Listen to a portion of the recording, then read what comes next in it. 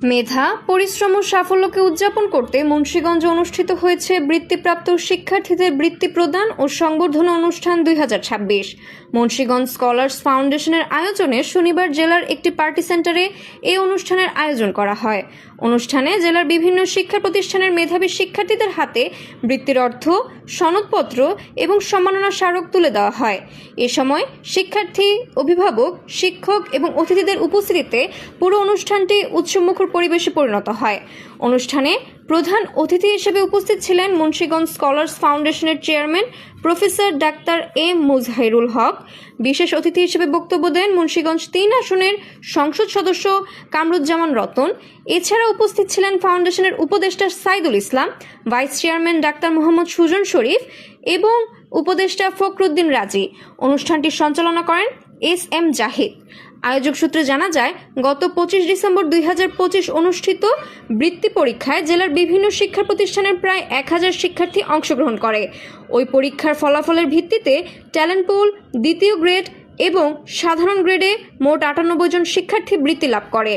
বক্তারা তাদের বক্তব্যে বলেন, একটি জ্ঞানভিত্তিক ও সমৃদ্ধ জাতি গঠনে মেধাবী শিক্ষার্থীদের যথাযথ মূল্যায়ন এবং পৃষ্ঠপোষকতা অপরিহার্য।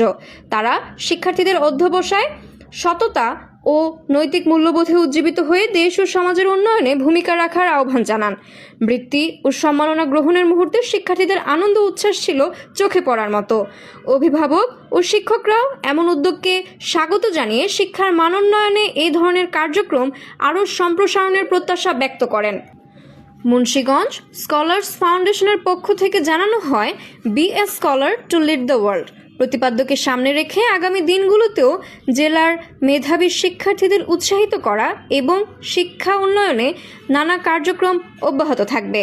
এখান থেকে ইনশাআল্লাহ আগামী দিনে এই দেশ পরিচালনা এবং বিশ্ব পরিচালনা অসংখ্য মেধাবী এখান থেকে তৈরি হবে, যারা এই মুন্সিগঞ্জের সুনাম নয় শুধু বাংলাদেশের সুনাম সারা পৃথিবীতে তারা ছড়িয়ে দিবে সে আশাবাদ ব্যক্ত করি।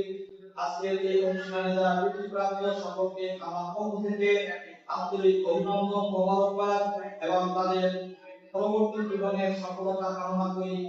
আমাদের প্রতিনিধি করে ফেলে পাঠিয়েছি। এই প্রতিনিধিটার দায়িত্বটা কি? স্যার হওয়া না মানুষের পাশে থাকা। সর্বতভাবে আমরা চাই আজ থেকে কোমলমতি এই শিশু বাচ্চাগুলো those who are scholar, এখানে সাইটটা লিখেছে বিএ স্কলার বিদ্যা ওয়ার্ল্ড। Adrita, news 71.tv।